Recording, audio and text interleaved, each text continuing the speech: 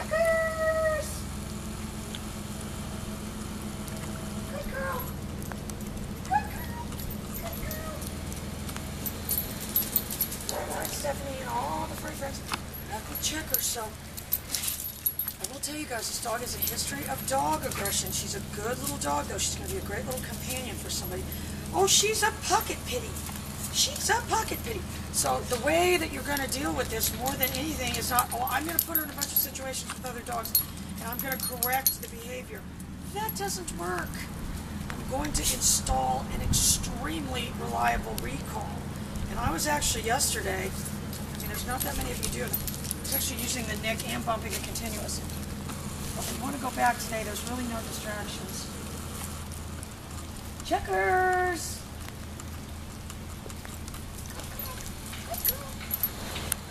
Right away. Checkers! Good girl, good girl, good girl. You know, these dogs are usually pretty bright. I mean, you know, it's not that she's doing these things because she's stupid. Checkers! Good girl, good girl. As you can see, I'm installing that turn, and if you watch the dog, it's going to turn the same way again next time. Checkers! Good. You juxtapose that turn was almost exactly the same. That's what you're installing. I'm not having the dog say, oh, I want to come in this, that, and the other. I am installing a turn. So later, when it starts to go or do something, that's how I can resolve the problem. If I can peel them off. You guys remember the video of Titus the other day at the dog park? I was able to peel him off of those people with the pager because I was able to have pinpoint timing.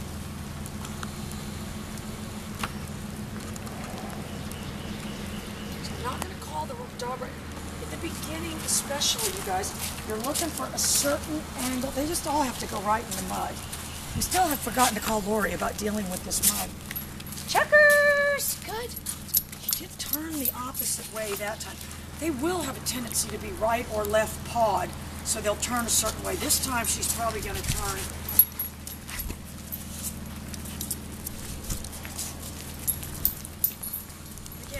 Give her anything just for running over here. That's not what it is.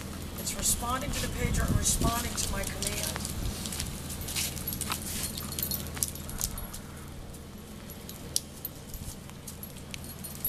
What are all of you scratching for today?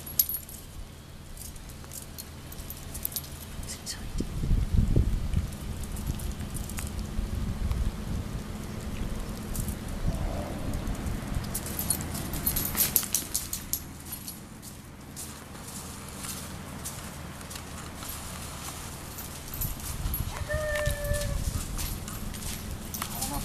That, but that dog rode that pager around that turn.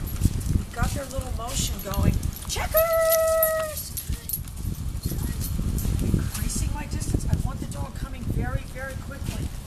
That's why we're not combining it with the stay. That's the biggest mistake people can make, is combining the recall with the stay. Then I'll get people saying, why don't you do it? Da, da, da, da, da. Then I say, try to buy the ebook. You know, then you'll know. That's the worst thing you can do. You know, the second thing, you know, and I've been seeing more and more of this, where they're making the dog stay around traffic.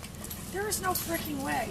That's like saying I'm going to teach my 3-year-old to stay around traffic. You're not going to do that. You're never going to want that. And when some, you know, teenager with blasting music comes barreling around the corner and runs over the dog, well, there you go. Or just any of these lunatics. Constantly seeing these lunatics on the road. Alright, so just going to let her mingle away. We're going to try to get a little slow up here maybe in a minute. So what happened was when she felt that pager, she turned without thinking. And that's what we need, you guys. That's the muscle memory. I can trigger that response. Alright, you guys, we'll be right back. We're trying to get a slow.